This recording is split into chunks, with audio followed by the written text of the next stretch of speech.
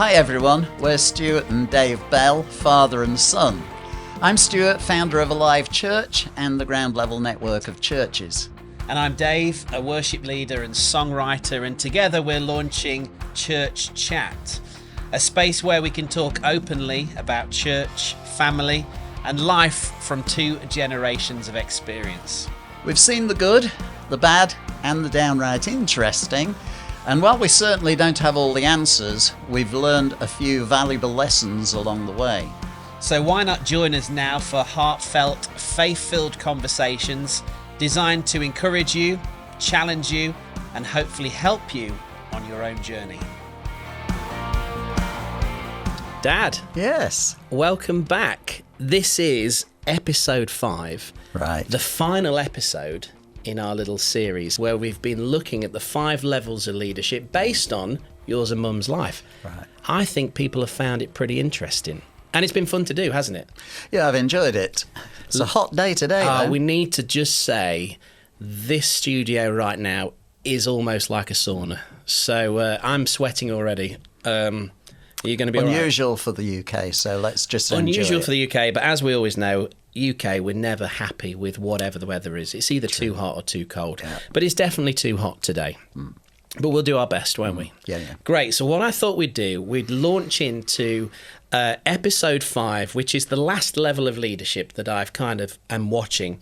But we'll also do a little season recap. So all of the 4 that have come before, because some people may have just jumped in on this episode, and it'd be useful and maybe to go back and look at some of the other episodes as to it'll paint remind the picture. me of the 4.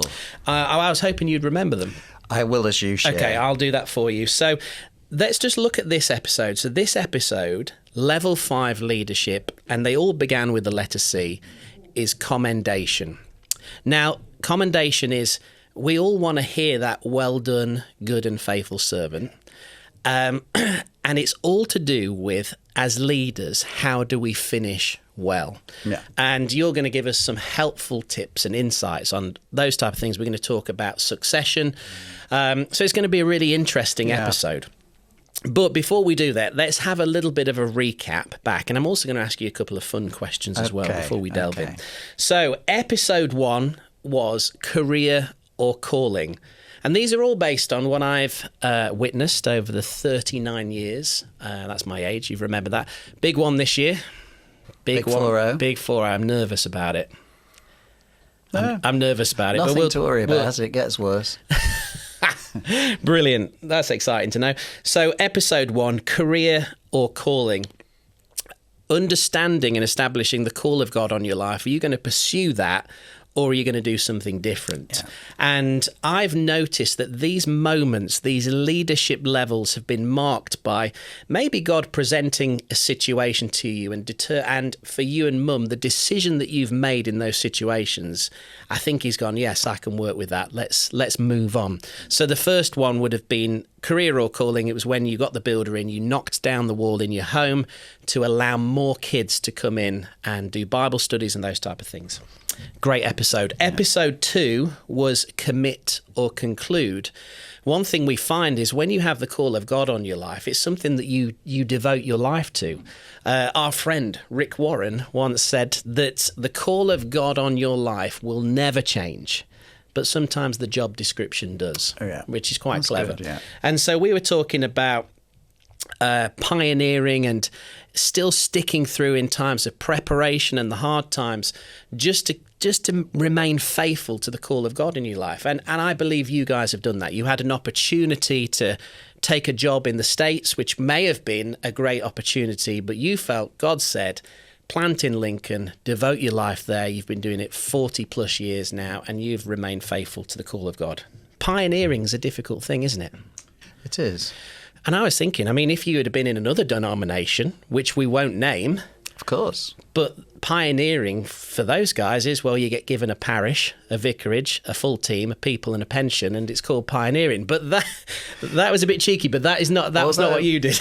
to be positive with that, though, Dave. The moving on to a better day. It's great to have more support, isn't it? So let's keep it positive. Let's keep it affirming. Let's keep it positive. Yeah. We're all positive. And that leads me nicely onto what episode 3 was, which was competition or kingdom. So we're talking about church leadership now, is that big thing that you have strived for all of your life, which is unity. And establishing unity. And the moment where this came for you, I believe, as a leader, was when you received a phone call from Nicky Gumbel wanting to plant into Lincoln. Yeah. And in the natural, being a well-established church here for 40 years, that's probably sometimes a difficult conversation, but your response was, we welcome you to the city. There's lots of people to be reached.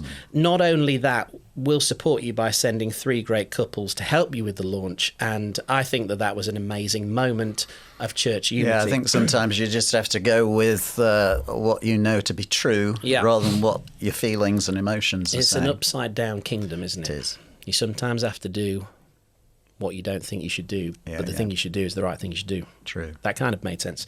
And episode 4, now these levels of leadership I've noticed are just isn't for everybody. Some people will stay at that level and achieve incredible things. But sometimes there are different levels, and I think that you and Mum experienced one, which was I've called crisis or collapse. Sadly, when we enter church leadership or leadership positions, it doesn't make us exempt from worldly things such as fear, anxiety, relational breakdowns, financial struggles, or health crisis. So sometimes those things can rock our worlds and sometimes derail us. And, sometimes then we don't follow the call of God on our lives. But we came up with this little phrase of what it is to be leading while bleeding. And obviously that came through my story of a significant health challenge and how you still managed as a couple to be parents, still managed to lead a church and lead a network of churches. And so I think we'll probably do some future episodes on dealing with moments of crisis. Yeah, I think it's more to do with God's grace and his ability that's given to us rather than our own humanity and so on. But you have to yield to that, I think. Absolutely. And so we're going to come on to this episode 5, and I think most people might be thinking, if you've tracked through this, you think, oh my goodness, I can't even stay at level 2 or level 1. How could there be a level 5? And this level 5 is something that we work towards and strive. That's something that we're not living in this particular moment.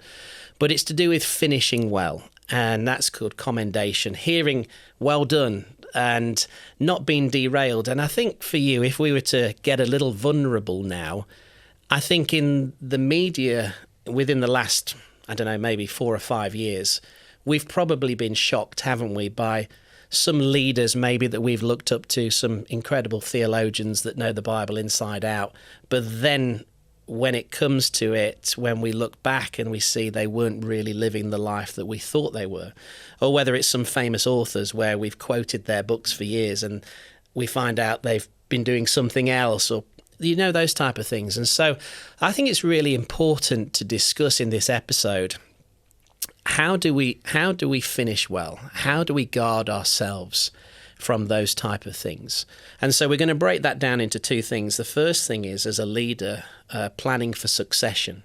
Because I know in the UK church, we don't really hear many true success stories of that going well. So we'll talk a little bit about how that's been for you and Mum. And then maybe if you can help us, just give us some tips as to what practices and principles can we put in place as leaders so that actually we finish well? Yeah. I think long-term thinking for me has been very important. So to have a life call has been a privilege in that I've not been in one of those situations where I've done something for 4 or 5 years and then moved on. Mm-hmm. Some people are comfortable with that. Some people are good at that. Some people start things well and then would mess it up so others come in, etc. But I also think there's a bit of a scriptural principle with regard to generations. So the God of Abraham, Isaac, Jacob. And I was listening recently to someone who was saying 3 generations are very important to see cultural shift. And so the problem often in churches like ours is we start well, Yeah. and then it moves into a sense of we've done this and mediocrity.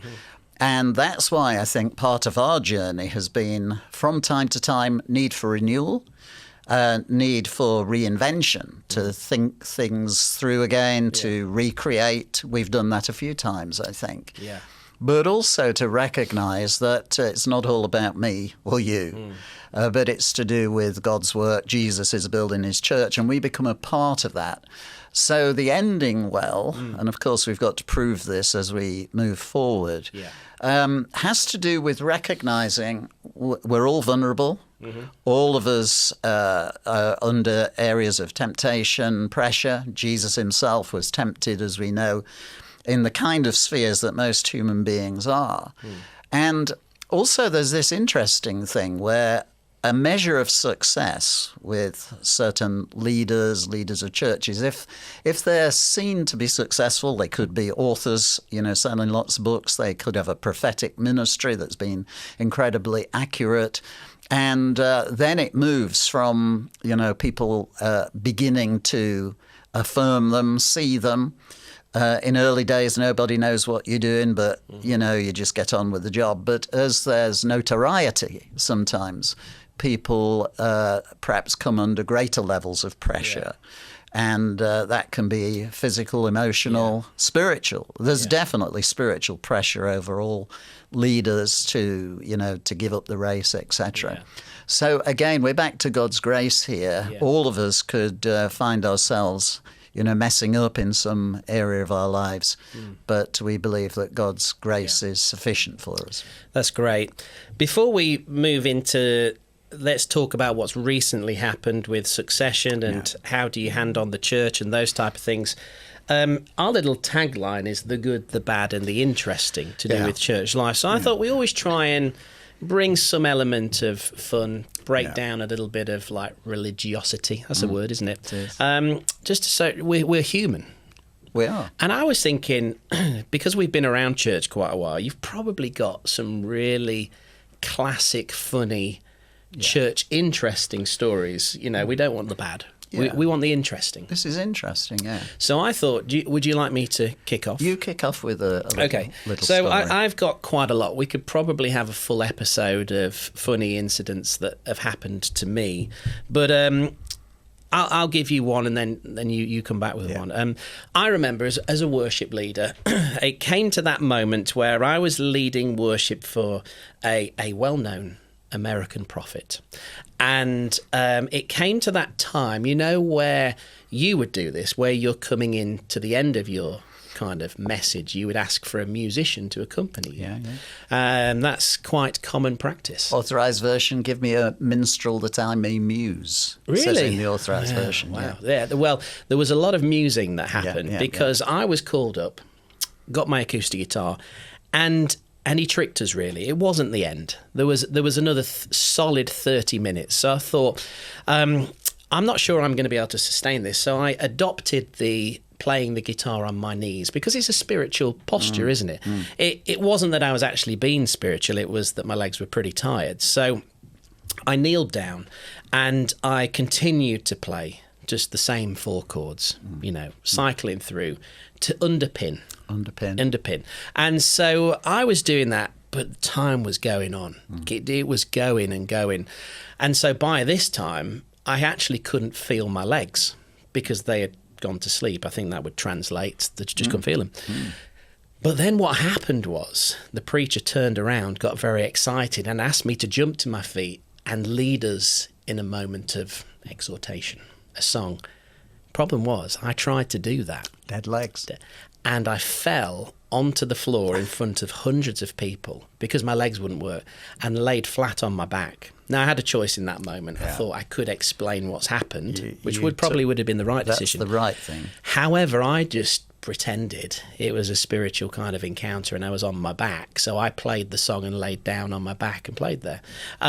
So that was quite a funny moment for me because in front of hundreds of people, feeling that was actually a spiritual moment. Yeah, people thought it was a spiritual moment. However, there is a scripture that tells us that David, King David, feigned madness at one point. Right. So I'm okay then. So you're kind of on the margins. But I would have loved to. that. I mean, video wasn't around in those days, but that would have made one of the funny YouTube videos of the day. Just me falling, guitar all over the place, falling on my face, people thinking it's a spiritual moment. Yeah. It's not. It's just that he was going on too long. That's all it was. What? Tell me one of yours. Okay, well, I'll not mention the place where I was, but let's just say I was up north in England in an interesting small community. And a gentleman from the farming community in the area came forward and brought a testimony. Oh, lovely. And the opening line was, I got kicked on the head by... What was it? Oh, I got kicked on the head by a sheep. Praise God. Right. That was the start of his testimony. And then, as later communion's being served, and the gentleman handed the wine to me and said, "Shed for you, cocker." Those are interesting things, when you're trying to keep spiritual. That's amazing. I remember that I was in America one time, and I was in the Bible Belt, and the church I went to was wonderful. But it is also a similar church that would appear on a Louis Theroux documentary, if you know what I mean. Just very interesting. Wonderful, wonderful people. Yeah. But just slightly strange. I wasn't even going to say interesting. Yeah. And I remember it came to the point where I had led some worship and people were coming up to give some testimonies. And there was a number of testimonies there that caught me off guard. So I was obviously playing, doing the bit you do at the end. I was stood up this time. I'd learned from the error of my ways. Yeah. And a guy came up, deep south, Texas. He came up in full hunting gear. He was in full camo. You couldn't see the guy. He was there, and the mic was passed to him, and he, what's your testimony, sir? And in a kind of a Texas accent, he went, I was run over by a deer, praise God. And he basically was testifying that he was healed because earlier on in the day he was run over by a deer. Similar to my story. You don't hear it's that. It's interesting, right across the earth. Yeah. Sheep, deers, come into the story. But then the best one was there was a lady at the back, and she appeared to have got out of a wheelchair. And so I was looking around and looking at the band thinking, we've just seen a modern-day miracle. This lady has just got out of a wheelchair and she's come to the front to testify. There is a God. And so I was thinking, anyway, so we were getting pretty excited about this. And then as we went back to chat with the pastor after the meeting and we shared, whoa, what a wonderful experience. He said, oh, yeah, that's just such and such. She does that every week. She can walk fine. Very good. Yes. Isn't that good? Wonderful. Shall I give you one? Just one more. I need another one after that. Then we must move on. This is to do with our celebration on the Lincolnshire Showground. Oh, we got some stories about that. Grapevine. Years ago. Yeah. And as you may remember, a man called Gerald Coates used to come quite regularly. On one occasion, just as he was ending his message, he wanted a little bit of It's always the help, end of a message, isn't it? Yeah. Music. Yeah. And so he chose someone who was on the platform who played a violin, an elderly gentleman. Yes. Now, let's just say he perhaps chose unwisely at that particular time because the man in question started to play a well-known little tune. Yes. Which I've forgotten. Which was the nursery I know, rhyme. the nursery rhyme. Twinkle. Oh, yeah, we'll get there, Dave. Twinkle, twinkle, little star. And it kind of fitted the moment really well. The beauty was that Gerald just kept going, never realised that there was a problem, but it caused some humour. That is amazing. We could probably do a whole episode, couldn't we, really, of the interesting... Yeah. We'd better move on. I think we need to. I think we need to move on. But if you want, we could put it out to public vote. If you want just an episode of interesting church stories, let us know and we will think about it. Yeah. But let's go back to the question. So episode 5, ending well, level 5 leadership. Yeah.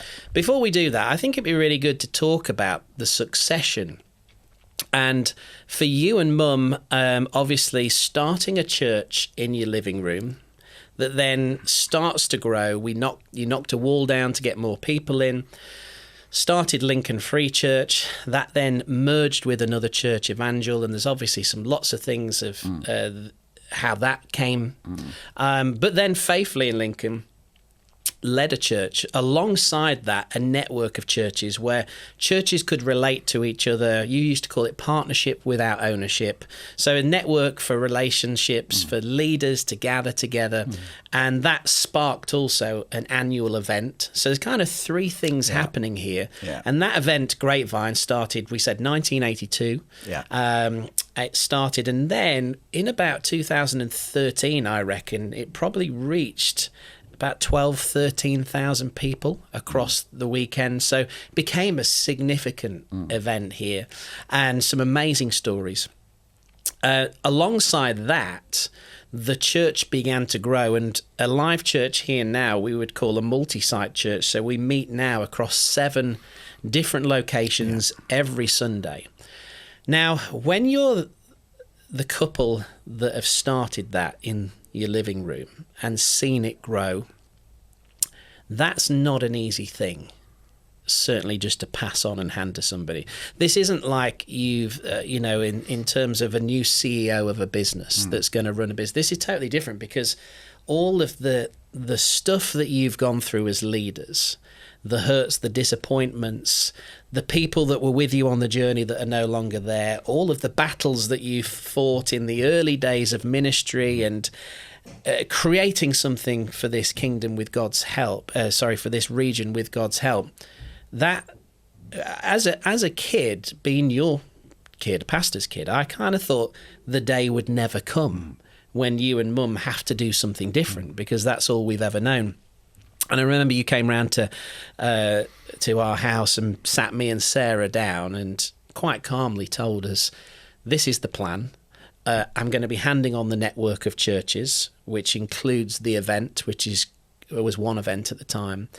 And also we're going to be going into a 2-year plan to hand over the church. And I knew it was the right thing, but me and Sarah kind of took some time out privately, and you kind of think, as a young boy, and all I've ever been used to is you as the dad, but also pastor of the church, you kind of think those days would never arrive. So in saying all of that, we also hear in the UK that there isn't many great stories of where churches have been handed on and it's gone really well. And so I wanted to talk about, I feel that the process that we're in has become maybe a bit of a model for some churches, and they're asking for some help and advice as to how you've done it. So talk us through the handing over of all of this. How easy is it? You can be honest with us. This is church chat right now. Yeah. So talk us through the process and how you felt. I mean, I think the first thing is life is very short. Yeah. And the older you get, it seems to go faster. But it is true that you do have to prepare well and not assume you're here forever, of course. And so Irene, your mother, would actually say I was talking transition in my 30s. And there's some truth to that, because I always wanted to pick out younger leaders. A part of our discipling process was to have young leaders around our home on a reasonably regular basis. So we had got a good reservoir, if you like, of younger leaders coming through. So that wasn't a problem. But the actual recognition that you had to move on, you had to let go. And then you start to think about what you've seen elsewhere. Yeah. And as you rightly say, some of those things that we've witnessed haven't gone too well. Yeah. And then you get into the debate where some would say it's right for a leader to move out of the church that they're in. Yeah. Others, like myself, would argue the case that I think it really is possible to have generational shifts and for senior people to stay into the church that they've been a part of. And then they must change roles and become father figures or even grandparents within the house. Yeah. Now, not everybody's personality is suitable for that. Yeah. Highly charismatic people, I think, would find it quite difficult because, they've been platform in many ways, and people have come because of them. Yeah. And so I've not been in that kind of category, believing that people have been turning up because they want to hear me speak on a Sunday. And that, if you think about it, has to do with how we build things. So we've wanted to build as wisely as we possibly could with teams, empowering people into all different spheres, wanting to make sure we didn't have just a one pastor model, however charismatic that person could be. And so what I've learned since we've handed on these three areas, what I've learned is that the biggest challenge for Irene and myself has not been a spiritual challenge, I don't think, because we've known the rightness and the correctness of handing things on. But it's been to do with emotions. Sure. And I think anybody that's studied these things will say that until that point, you don't really know what the emotional cost is. Yeah. And then you grapple with the idea that this isn't my church. You know, you've said time and time again, this is the Church of Jesus, we're stewards, we're etc. But the reality is the church, in my situation, has been my life. Yeah.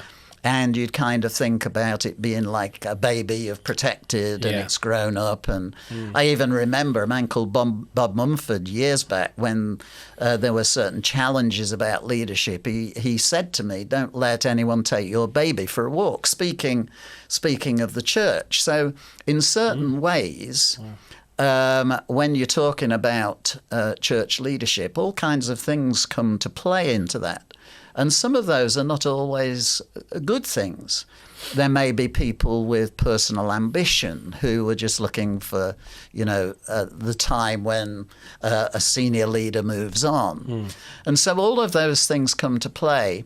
And what I would say is our transition moments are going well, but time will tell, because I think you have to wait a while before you see things level out a little.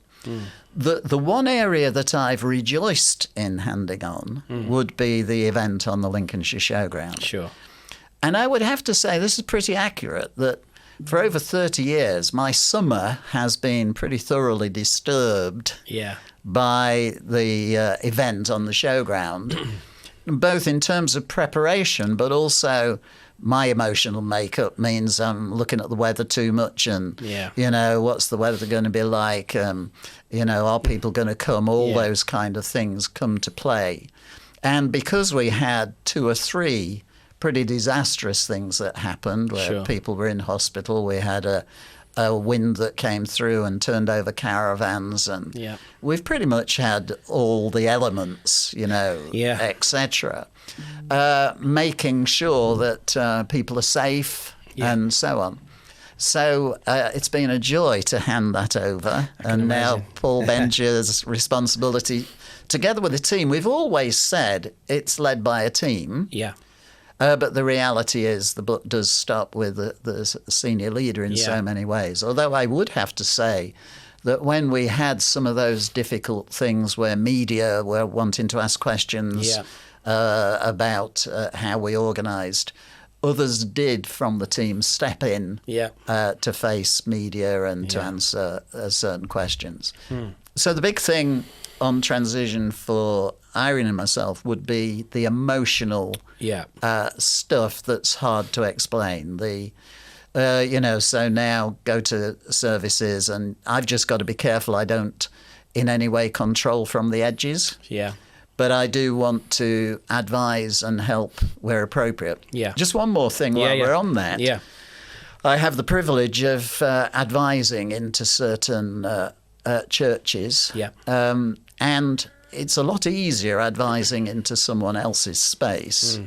But the other interesting thing I've found is often your voice is more strongly recognised in someone else's church than in your own. And it's obvious, isn't it? Because people are used to you. And so sometimes I go to places and they think I'm bringing real wise things, whereas everybody yawns in the local scene if we're not careful. Yeah.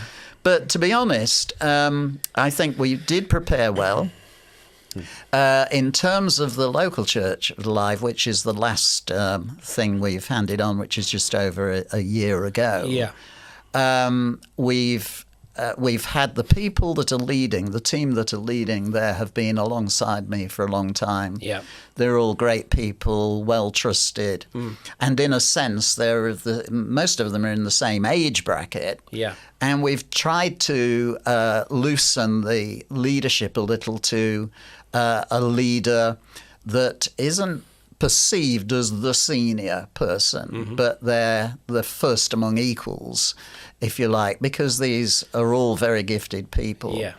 And so my comment into that now, which is being readily received at the moment, is to try and help that team not just all be equal in terms of everybody has a voice, but they must be also making clear decisions and communicating well, which is often easier if you have a senior pastor that is responsible for it all. So the challenges we faced in the early pioneering days, the team that are now overseeing Alive have got to go through some of those challenges and questions, and they'll have to find their own way in that.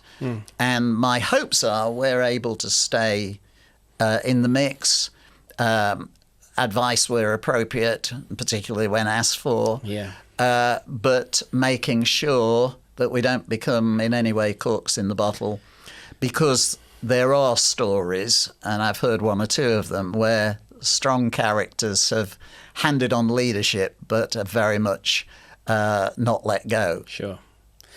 Yes, amazing. And being part of that process, obviously, for us, that this is all we've known was really interesting. But we probably should say, certainly me and Sarah felt like the process of that May weekend, the church leadership team did a great job in honouring you and Mum.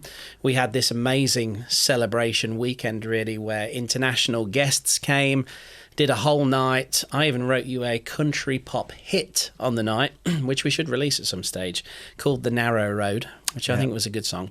And the team did an amazing job, didn't they, really, honouring you and Mum really, really well. It was a really, really special weekend, actually. And we want to, as kids, really, of the parents, say a big thank you to our Alive team and Howard and all the team that put that together, because it was a special It was weekend. very, very creative, actually. And I've been to 3 or 4 of those, a couple in America and 1 or 2 in this country. And I would say that the team did such a fabulous job. Yeah, it was great. We were highly honoured. That was a very emotional time. It was, red carpet treatment. They gave us gifts, and also it is with a sense of joy, but recognising also we've got friends where that didn't happen, where they'd led for many years, and that final, if you like, gathering was not really too commendable. Sure. I've seen the good, the bad, and the interesting, and maybe even we could use the word ugly. We could do, So some lessons to be learned as we move on. Obviously, time will tell. But if we move on to like the last bit to close this session in terms of finishing well, we've obviously talked about some of the maybe frustrations and disappointments we felt as leadership letdown and those type of things. Is there any kind of tips, advice that you would bring at this season in your life that can really set you up well to be a leader that finishes well? Yeah, well, there's certain words we use that many people would talk about. One of them is the word accountable. Yeah. And I would say that every ministry person should be accountable. Yeah. Now, the difficulty is you never know whether someone's accountable until they're held to account. Yes. In other words, somebody saying no to something.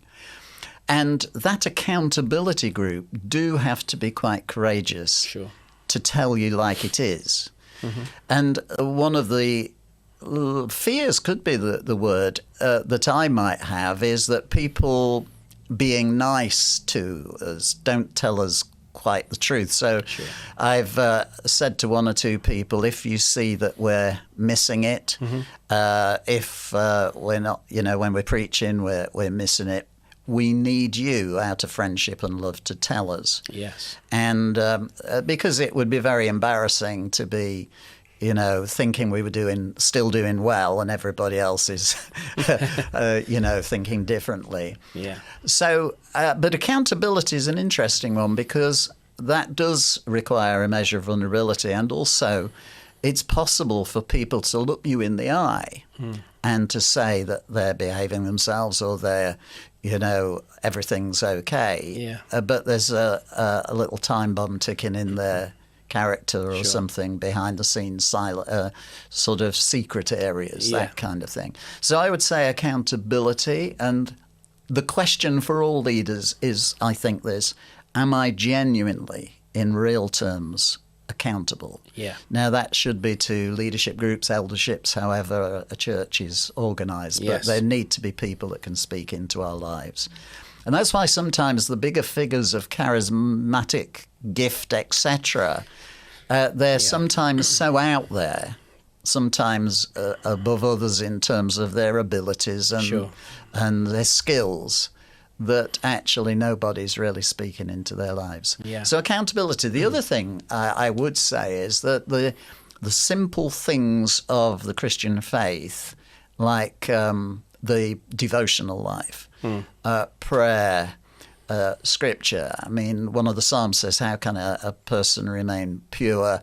And it says, according to your word. And it's the necessity to keep God's word, the Bible, at the heart of who we are, and to keep a prayer life. Yeah.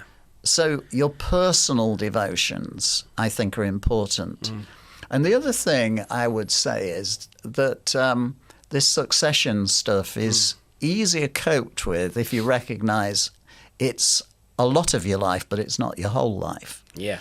And that there are other parts to the call of God on your life to remain faithful in your marriage. We've talked a bit about that. Yeah. To remain good parents, grandparents. One of the joys Irene and I are having at the moment is grandchildren who are just a joy. That's good. And, glad they are for you. Yeah, well, absolutely. But some of those things that are happening, one of my grandsons regularly contacts me about deep theological issues. And the girls, your girls, as you know, they're around our home. Yeah. They persecute me somewhat. They do. They've got you doing some really interesting, like, TikTok dances at stage. We should maybe release a few of those. You've got some moves. Oh yeah, absolutely. You've got to keep the moves going. Yeah, those hips don't lie. This is true. I don't know. Anyway, you were on a roll there. Yeah. So those were the things that instantly came to mind. Yeah, I think they were great. Anything else? No, I don't think so. And I think that we've seen that happen. This isn't just theory and talk. Perhaps one more comes to mind, actually. Yeah, go for it. Which might be the example of those that have gone before. Sure. You know, so in the book of Hebrews, it talks about a great cloud of witnesses that have run the race. Yeah. And have finished the course. You think of St. Paul, who says, I've run the race, I've finished the course. So finishing the course, what does that mean? Yeah. I've gone over that a bit, and sometimes, because I'd like to live longer, I'm thinking, I've better make sure I've got a bit more course left to finish. But God knows the beginning of things and the end of things. And also, I've found it useful. The older I've got, I've started to really think more seriously, for obvious reasons, about eternal issues. Sure. So I remember reading quite recently some statements of Billy Graham just before he died. Yeah. It's nice reading some of those death experiences, the good stories of people that just passed into the presence of the Lord with dignity, etc. But the example of Scripture, all of those that served their generation, but actually all of those didn't have even what we have today in terms of the faith that Jesus, the Son of God, has died on a cross that we might live forever, risen from the dead, he's ascended on high, all of those things that we believe to be true. It's possibly grouped into the accountability thing, but do you think the whole area of mentorship is pretty important? I know we've already quoted Rick Warren, but Rick Warren said a while ago, always when you pick a mentor, pick a dead one. And I kind of thought, I don't really understand that. But then years later, you find all of these people who were probably mentors to people. Then we find out things have happened in their lives, various things. So there is some element of truth in that, because it's all about finishing well, isn't it? And so, I think healthy mentors and those type of things. Yeah, and wouldn't it be wonderful to hear the words, well done, good and faithful servant. And we can't take any of that stuff for granted. No.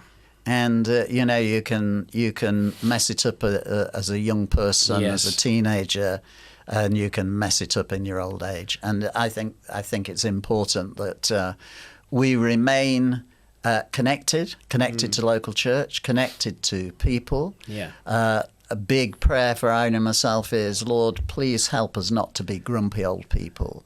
Because you know how this is. People that have served the Lord well. I've never noticed it in you. Well, behind the scenes, occasionally we've noticed a few moments. Yeah. But we live in a real world, a fallen world. Yeah. We live in a world where we have all kind of spiritual battles, temptations, tests, all those kind of things come to us. Yeah. And therefore, to be part of a local church that loves you, leadership that you're accountable to, friends that you can call on 3 o'clock in the morning, 3 a.m. friends. All of those kind of things are very, very important. And so my final comment on this might be, if there's anybody relating with this who served the Lord for years and years and have had to hand things off and are feeling rather lonely at this time, my suggestion would be, don't isolate yourself. Don't have pity parties and the what ifs. But embrace the years ahead. And I perhaps final comment would be, I remember a person who actually was a leader of Youth for Christ years ago.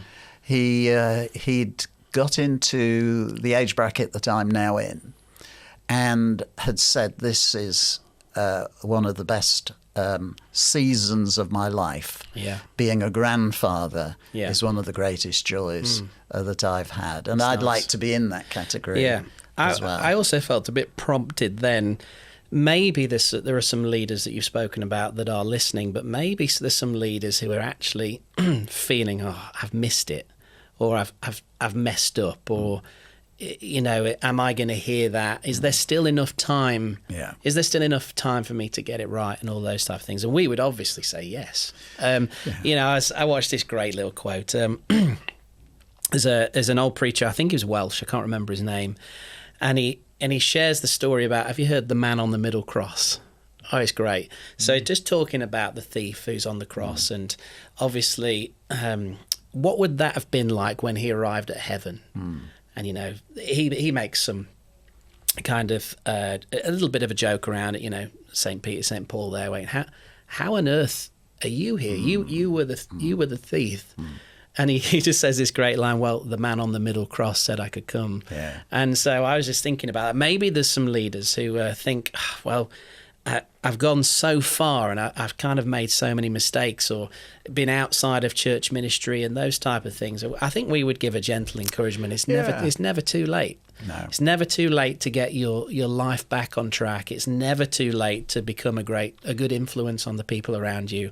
It's never too late to finish well because you're still going. Do you think? And God specialises in taking hold of people that have messed it up. So Saul becomes Paul. Absolutely. A persecutor of the church becomes an apostle of the church. And it's all by God's grace. And it's never too late to finish well. Never too late. Never too the God late. of the second chance. Absolutely. Well, I hope you've enjoyed listening to this little mini-series. We will be coming back very soon with some new content, which I'm really excited about. We've discussed a couple of ideas. We're going to talk about moments of crisis, how we deal with those, because we've obviously experienced some of that. We're also going to talk about worship. Yep. Which will be a great one. But hey, drop in the comments if you feel there's anything that you think would be helpful. Not from me, more from the legend that is Stuart Bell. He's far more wiser. We're in it together, son. Oh, thank you, Father. But yeah, it's been a good one. Okay. See you soon. Over and out. Bye. God bless.